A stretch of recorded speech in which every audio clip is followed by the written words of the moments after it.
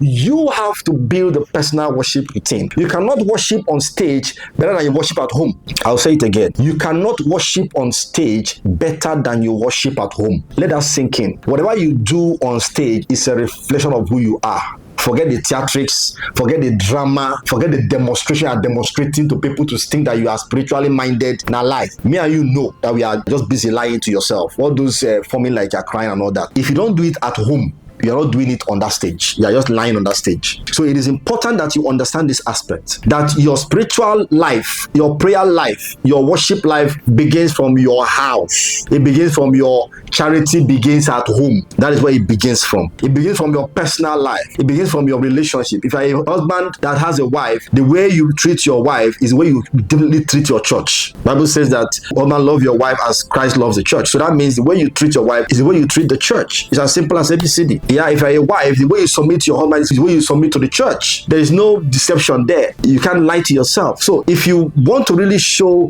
that you are a minister of God in music, it begins from what you do in the secret place. In your secret place, what do you do? Do you meditate? Do you talk to God? Do you love on God? Do you worship God in truth and in spirit when you are actually alone? Or do you wait until they tell you come on stage? You now bring out all the things you were imagining in your heart you will do on stage and start doing them. Because of course, there is no demonstration of power in theatrics, in drama.